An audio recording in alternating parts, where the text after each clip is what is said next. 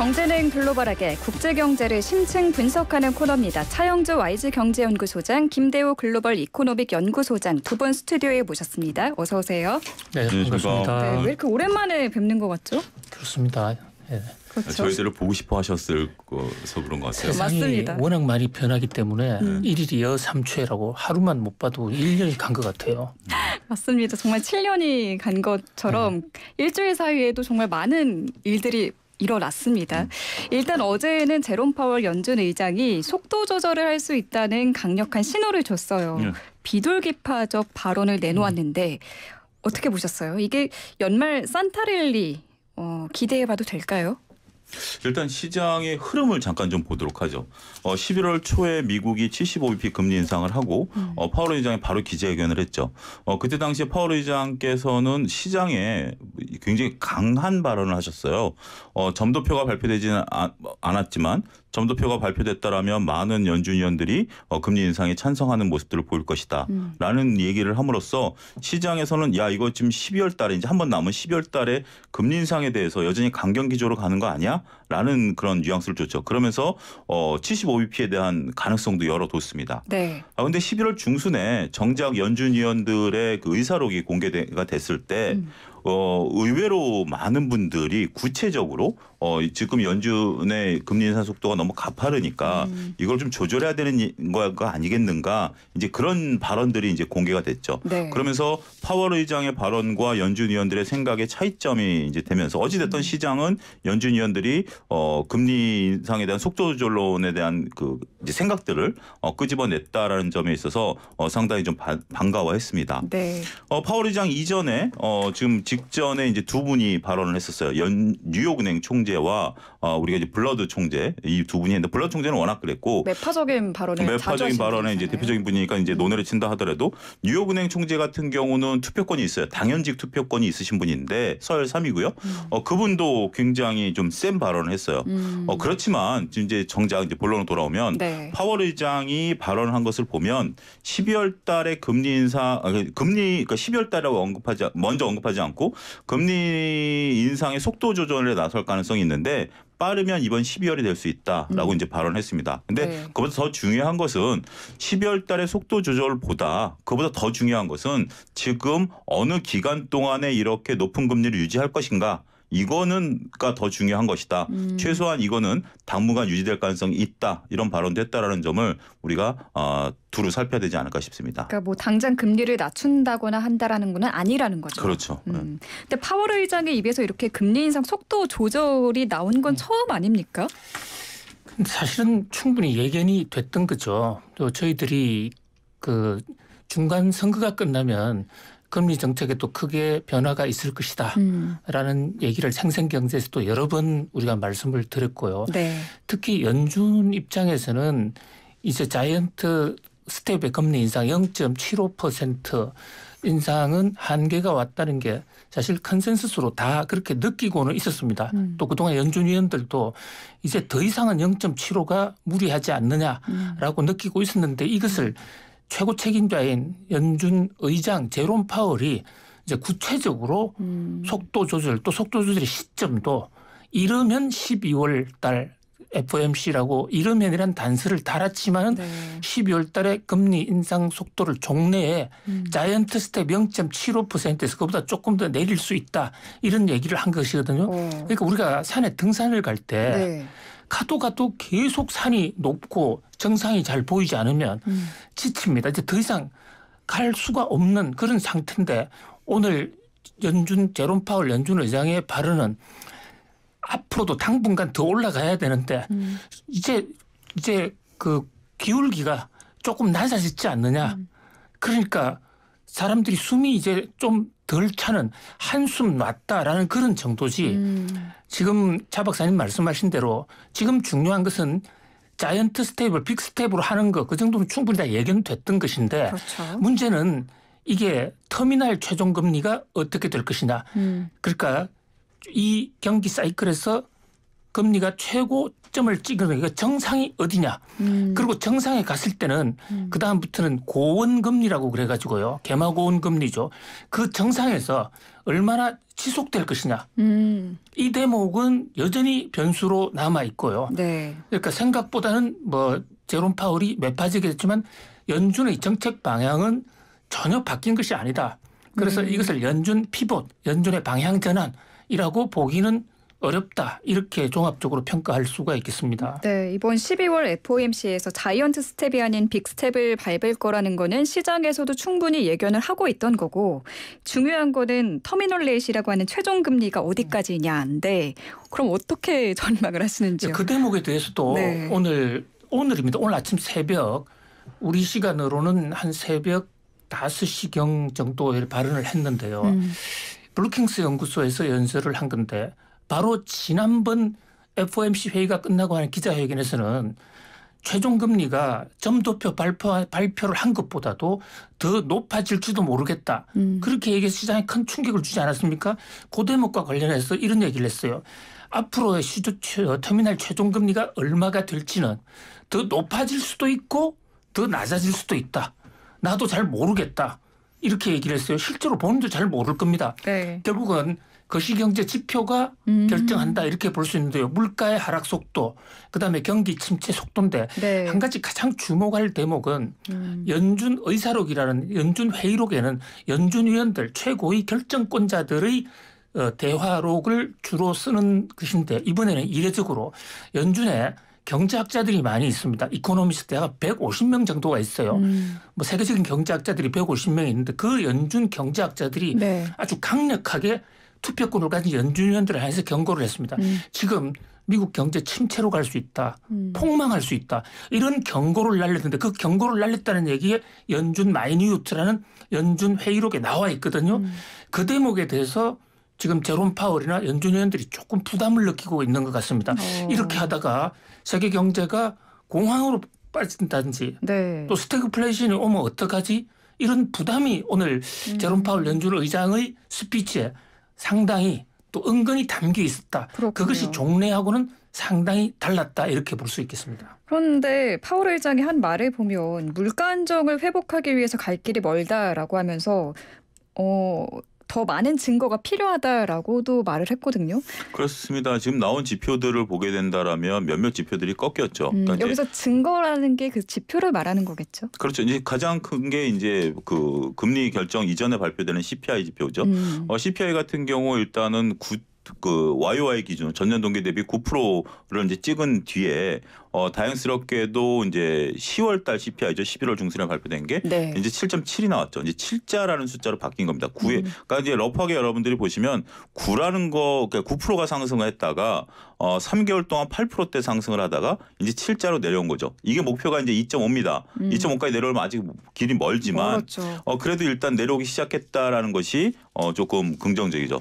오늘 밤에 이제 노동 보고서가 이제 나올 겁니다. 그래서 네. 이 노동 시장에 대한 부분도 결국 연준이 보는 것은 그 중요하게 보는 건 딱 두 가지거든요. 인플레이션과 고용인데 네. 지금 이제 고용이 좀 잘 되고 있기 때문에 이 부분에 대해서도 좀 언급을 했어요. 그러니까 이제 다른 총재분들이 얘기한 게 고용 상태가 너무 좋다. 이렇기 때문에 지금 뭐 이렇게 고용 상태 좋은 건 좋지만 이렇게 고용 상태가 좋다 보니까 소비 지표가 안 꺾이고 있다. 이런 얘기도 했어요. 그러니까 서로 간에 상충되는 얘기긴 합니다만 결국 지금 뭐 점진적으로 그 금리를 세게 올렸던 부분들에 대한 시장의 반응들이 나오고 있지 않습니까? 일부 기업들의 실적에서도 그런 것들이 나오고 있는 상황들이기 때문에 네.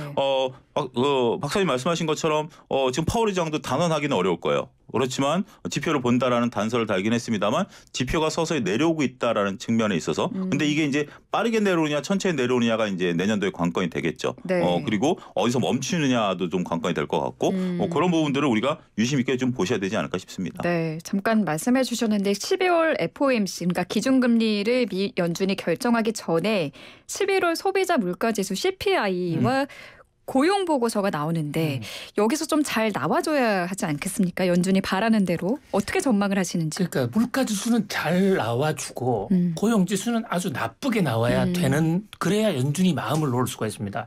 자, 지금 연준이 금리를 올리는 것은 한마디로 물가를 잡기 위한 것이거든요.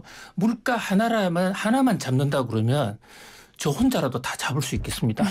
그것은 금리를 한 100% 정도 올린다든지 이러면 당장에 물가 잡을 수 있습니다. 그런데 금리 물가를 너무 지나치게 갑자기 잡다 보면 경제가 무너지거든요. 침체가 올 수 있는데 그 경제의 바로미터가 바로 고용 보고서. 고용에 실제로 실업자가 얼마냐, 몇 명이 근무하느냐 이런 건데 가장 이상적인 상태는 두 마리 토끼를 다 잡아야 돼요. 물가도 2%대로 끌어내리고 실업률 목표는 4%입니다. 그런데 지금 미국의 실업률이 너무 낮아요. 고용이 너무 좋다라는 너무 거죠. 좋은 거죠. 그러니까 좀 나빠져야 된다는 건데 실업률이 낮고 고용이 좋다는 얘기는 기업이 사람들을 고용하기가 어려운 거예요. 근로자가 없으니까, 실업자가 없으니까. 그러면 어떻게 해야 됩니까? 사람들을 구하기 위해서 돈을 더 줘야 됩니다.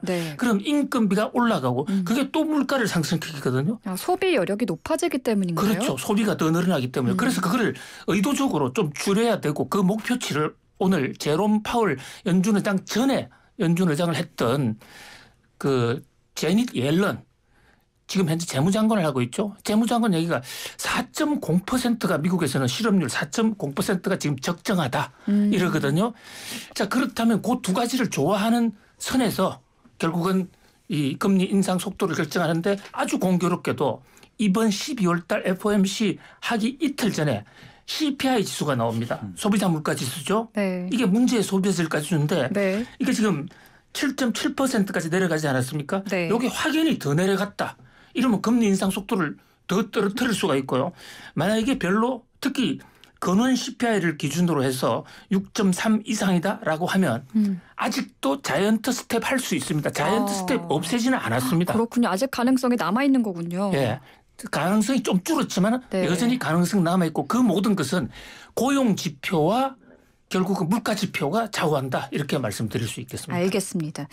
유로존의 물가 상승률은 17개월 만에 둔화한 걸로 나타났거든요. 물가 상승이 정점인지 과연 이게 궁금한데 유럽 중앙은행은 앞으로 금리 인상 폭을 어떻게 가져갈까요? 유럽 같은 경우 이제 그 정점을 찍었다라고 좀 얘기하기가 좀 애매하긴 합니다만 어쨌든 근데 물가 상승이 10%예요. 10%까지 이제 나왔다라는 것이고 지금 현재 이제 유럽이 또 이제 5일 날 이제 그 회의를 하는데 한 50bp 금리 인상에 대한 지금 가능성은 열어놨어요. 얼마 전부터 이제 금리를 올리기 시작했는데 이게 이제 지금 속도가 굉장히 빠른 거죠. 2.5까지 올라간다는 건데. 근데 이제 이 10이 나왔던 가장 큰 근본적인 이유 중에 하나가 뭐 그 원자재 가격 특히 이제 이제 천연가스라든지 이런 것들이 떨어지면서 일단 소비 지표가 좀 떨어졌다라는 거죠. 그래서 현재로서도 이제 유럽에 있어서는 소비 지표가 고점을 찍었다라고 보는 시각도 있습니다만 지금 유럽이 그 이례적으로 따뜻하거든요. 그렇잖아요. 우리도 얼마 전에 지금 며칠 춥습니다만 춥기 전까지 첫눈도 우리가 뭐 한 20일 늦게 내릴 정도로 굉장히 이제 우리도 좀 고온 부분들인데 이게 만약에 지금처럼 갑자기 추워지게 돼서 이게 또 물론 재고가 많긴 합니다만 천연가스 가격이라든지 이런 걸 끌어올리게 된다라면 아직은 좀 불안하다라는 거죠. 그러니까 지금 미국 같은 경우는 기조적으로 내려오고 있는 추세가 어느 정도 좀 보이긴 합니다만 유럽 같은 경우는 아직 기조적으로 내려왔다라고 인식하기에는 좀 부담스러울 수 있다. 이게 지금 시각인 것 같습니다. 알겠습니다. 저희 1부를 여기서 마무리해야 하는데요. 지진 정보 관련 안내 말씀 전해드리겠습니다. 조금 전 오후 3시 17분에 경북 김천시 동북동쪽 14km 지역에서 규모 3.2의 지진이 발생했습니다. 지진 발생 인근 지역은 지진동을 느낄 수 있습니다. 안전에 유의하시기 바랍니다. 네, 안내 말씀 전해드렸고요. 저희 1부 여기서 마무리하고 2부에서 이야기 이어갈게요. YTN 라디오 생생경제 2부 시작했습니다. 경제는 글로벌하게 차영주 YG경제연구소장, 김대호 글로벌 이코노믹 연구소장 두 분과 함께하고 있습니다. 저희 중국 상황도 봐야겠죠. 지금 제로 코로나 봉쇄 정책에 반발하는 시위가 들불처럼 그야말로 번졌는데 중국 정부는 시위대에 어떻게 대응을 하고 있나요? 현재 지금 중국에 탱크가 등장을 했어요. 탱크요? 장갑차 말씀하시는 거죠? 장갑차, 탱크, 중국 도심 요소에 이 중국 시내에 장갑차가 등장한 것은 정확하게 1989년 지금 오늘 사망하신 장쩌민 당시 총서기가 천안문 사태를 휩쓸 그 당시 이후에 처음 있는 일인데요. 이게 코로나 때문인지 아닌지 정부는 공식 발표를 하고 있지 않습니다만은 코로나 시위대에 대해서 급죽이다. 이게 이제 외신들이 그렇게 보도하고 있거든요. 자, 한때 시위가 들불처럼 번지니까 네. 우르무치에서 이제 화재가 났는데 그 화재에 정부가 너무 코로나 봉쇄를 너무 철저히 해가지고 문을 잠그는 바람에 화재 진압이 안 돼서 소방차가 접근을 못해 사람이 죽었다. 그래서 전국적으로 시위가 일어나지 않았습니까? 네. 그래서 우리나라에서는 한때 이제 곧 중국이 코로나 봉쇄를 해제할 것이다. 또 공교롭게도 중국이 코로나 백신과 관련해서 중대 브리핑을 하겠다.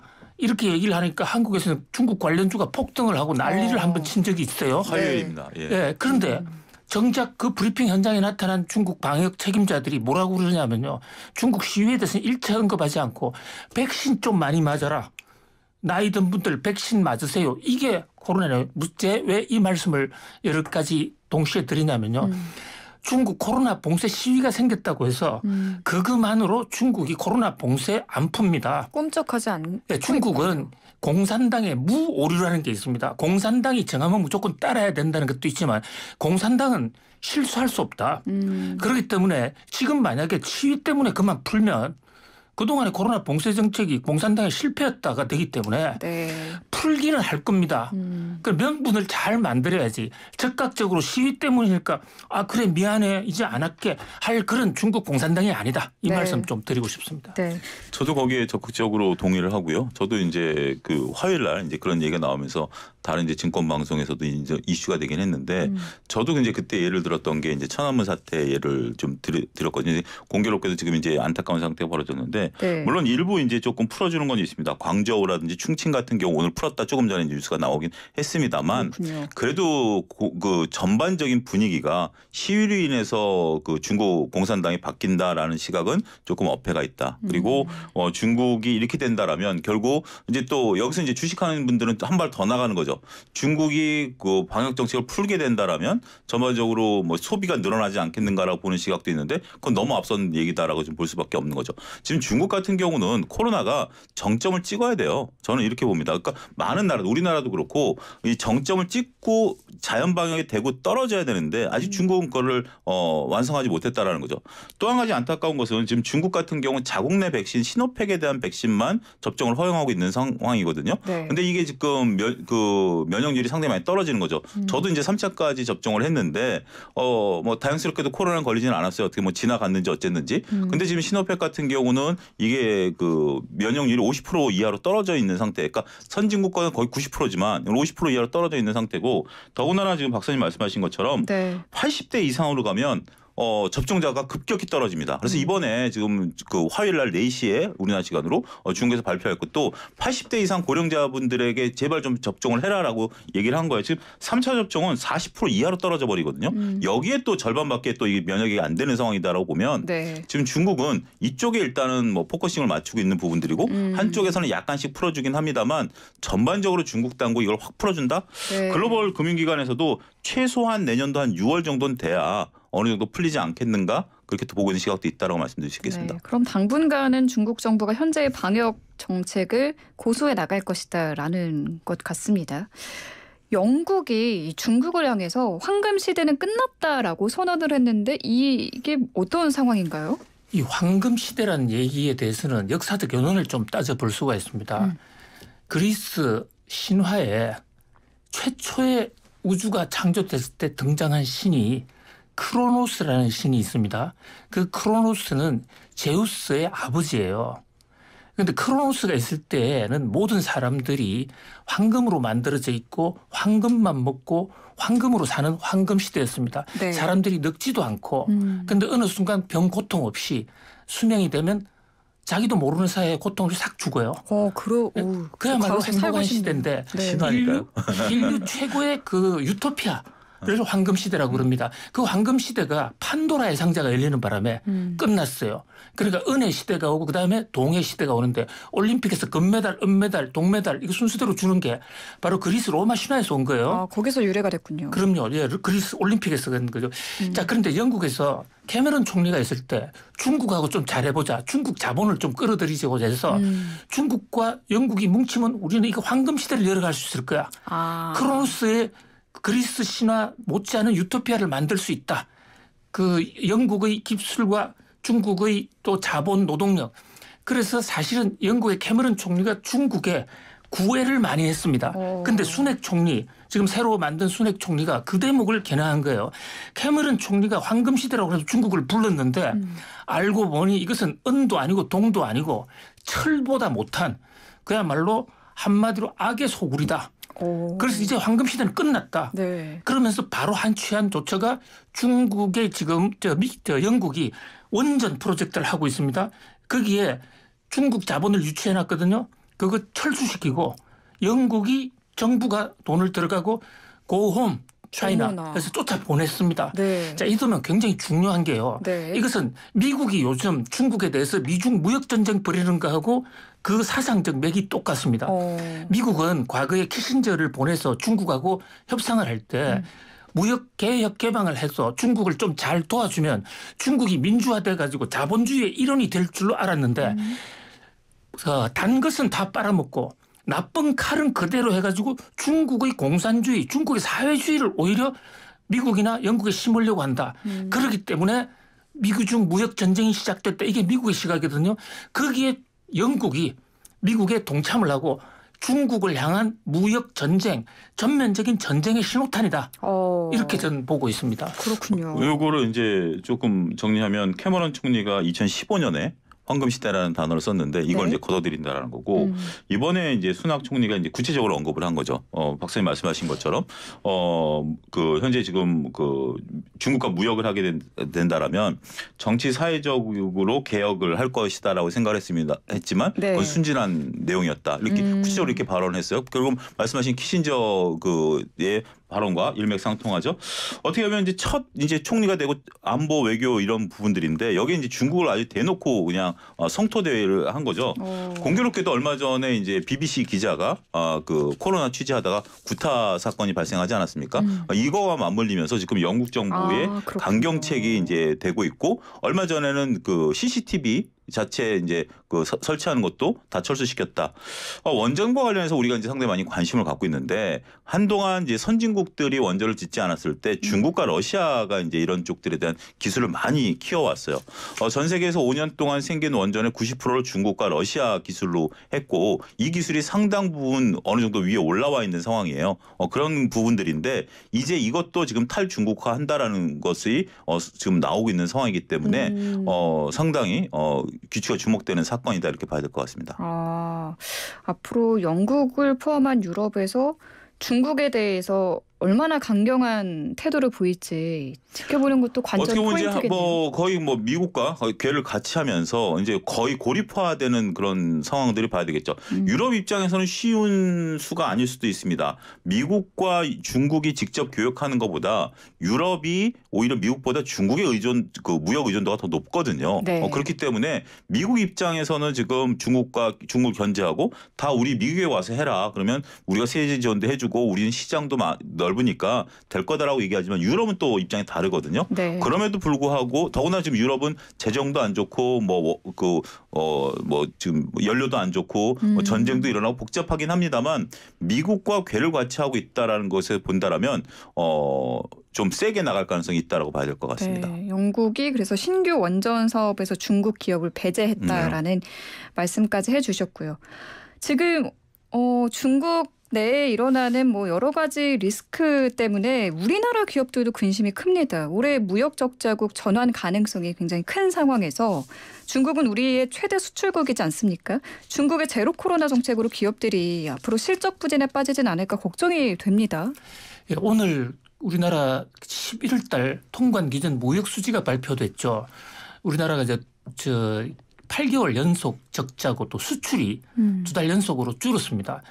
웬만해서 우리나라 수출 안 줄거든요. 상당히 이례적인데 수출 줄어든 그 내용을 보면 지역별로 중국 수출이 25.5% 줄었습니다. 그러니까 지역별로는 중국 때문에 우리나라 수출 안 된다 이렇게 볼 수가 있고요. 네. 또 종목별로 보면 반도체가 거의 29%, 30% 가까이 줄었는데 이것도 반도체 수출도 대부분 중국이에요.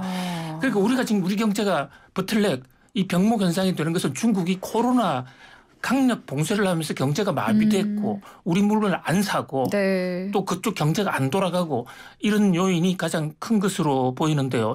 결국은 우리가 그동안의 무역 의존도를 중국에 너무 키워왔기 때문에 중국이 앞으로 경제 활동을 어떻게 하느냐 여기에 따라서 우리 경제의 운명이 상당히 좌우되는 그런 어떤 굉장히 절박한 그런 우리로서는 지금 그런 상황에 처해 있다 이렇게 볼 수 있습니다. 네, 제로 코로나 중국의 이 같은 봉쇄 정책이 우리나라 경제에도 영향을 크게 주고 있다라는 거고요.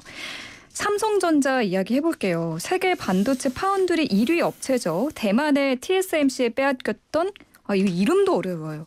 퀄컴 모바일 칩 물량 일부를 되찾았다라는 보도가 들어와 있는데요. 이게 어떤 건가요? 삼성은 이제 갤럭시 휴대폰에 들어가는 것 중에 이제 퀄컴 칩이 이제 모바일 칩이 들어가는 게 있습니다. 그게 이제 그 안에 중요한 프로세서를 이제 구동하는 칩인데 네. 이게 이제 얼마 전에 나온 칩이 이제 구동이 좀 잘 안 돼가지고 삼성 휴대폰이 조금 성능이 좀 저하됐다. 이런 얘기들이 있었죠. 이 칩 자체가 원활히 구동이 안 되니까 스스로 삼성 입장에서도 휴대폰을 100% 가동시키는 게 아니라 80% 가동하는 소프트웨어를 심었다 이게 한번 논란이 된 적이 있거든요. 그래서 이제 임원도 사퇴되고 이제 이런 부분들인데 네. 여기에 이제 칩을 공급하는데 이제 칩이 점점 좀 작아지는 거죠. 지금 이제 문제됐던 게 이제 5나노 칩인데 지금 이번에 공급되는 건 이제 4나노입니다. 이제 삼성 같은 경우 이제 이런 우리가 메모리 말고 비메모리 쪽에서 이런 것들을 만들어내는 과정에 있어서 소위 말하는 수율, 그러니까 이제 제품을 찍어내는 완성도를 뽑아내는 게 그동안 좀 원활치 않았었다라는 거였죠. 이 수율이라는 게 굉장히 중요합니다. 우리가 새로운 신기술을 개발했을 때 일반적으로 봤을 때는 야 이러면 새로운 시대가 열리는 거 아니야?라고 하지만 수율이라는 것은 새로운 기술을 개발한 것을 공장의 컨베이어 벨트에 얹었을 때 쉽게 설명하면 컨베이어 벨트가 물건을 착착착착 찍어내죠. 네. 정말 눈에 보이지 않게 착착. 그랬을 때 나오는 완성도거든요. 이 완성도가 최소한 70-80% 정도 나와야 되는데 네. 만들어냈는데 완성도가 없다라면 그 제품을 다시 테스트해야 하는 과정, 테스트 과정에서 잘못된 것을 또 버려야 되는 과정 이런 것들은 기업이 떠날 수밖에 없는 거죠. 근데 이제 4나노 같은 경우는 삼성전자가 이 수율을 잡았다라는 겁니다. 그리고 정작 자기네가 쓸 거니까 삼성 갤럭시 들어가는 거니까 네. 이번에 TSMC에 뺏겼던 것을 가져왔다라는 데 의미가 있는 거고요. 결국 이러한 부분들은 이게 이제 다 끝난 건 아니고요. 계속해서 지금 3나노로 갈 거고 점점 이제 미세화 공정으로 들어가게 된다라면 계속 대만과 삼성 간의 이제 기술 격차 이런 거죠. 삼성이 어떻게 보면 이건 의미 있는 사건일 수도 있습니다. 삼성이 메모리 시장에 있어서의 글로벌 1위 자리를 안주하지 않고 네. 비메모리 쪽으로 진출했을 때 처음으로 내세운 게 바로 이거였거든요. 근데 수율이 안 나와가지고 대만한테 뺏겼기 때문에 삼성 입장에서는 뼈아픈 부분이었는데 이 수율을 잡았다라는 측면에서 보면 삼성이 이제 비메모리 쪽에서 있어서도 왜냐하면 이제 기술력을 이제 내세울 수 있는 거죠. 전 세계에다가 그런 굉장히 좀 저는 의미를 좀 부여할 수도 있는 사건이다라고 말씀드릴 수 있겠습니다. 이 퀄컴이라는 회사를 좀 우리가 집중 조명을 해볼 필요가 있는데요. 반도체 설계에서 세계에서 가장 앞서 있는 회사입니다. 캘리포니아에 있는 대학 교수들, MIT 출신 교수들이 만든 회사인데요. 지금 우리가 휴대폰을 움직이는 것은 그 안에 칩이, 반도체 칩이 구동 시스템 작동을 해줘야 되거든요. 그것을 AP라고 그래요. AP 시스템이 있어야 되는데 여기에 아주 미세공정으로 최첨단의 설계를 해내는 데가 퀄컴이에요. 퀄컴 없으면 사실 삼성 갤럭시를 못 만들 지금 지경이거든요. 네. 그런데 지난번 5나노라는 게 나노라는 게 10억 분의 1입니다. 10억 분의 머리카락 굵기의 10억 분의 1. 초미세 공정이죠. 네. 그로 해서 이제 만들어내는데 설계를 퀄컴이 하면 그것을 파운드리가 하는 삼성전자에서 그걸 만들어줘요. 제조는 삼성전자에서 하니까 그걸 지금 제일 잘하는 데가 대만의 TSMC인데요. 그래서 삼성전자가 야심적으로 우리가 해줄게.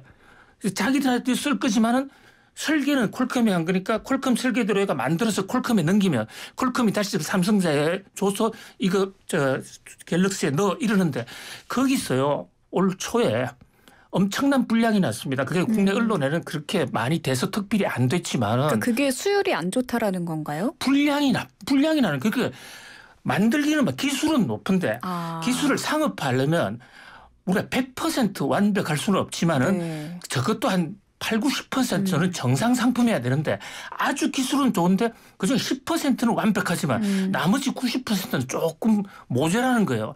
이러면 상업화 시키기는 어렵죠. 그래서 그렇죠. 삼성전자의 기술팀장을 비롯해 대대적으로 다 파면됐습니다. 그때 당시 수율이 한 40% 정도였다라는 게 증권가의 전언이었어요. 국제적으로 삼성전자가 대망신을 당했죠. 그래서 퀄컴이 삼성하고는 못하겠어. 그래서 전부 다 TSMC로 다시 돌아갔어요.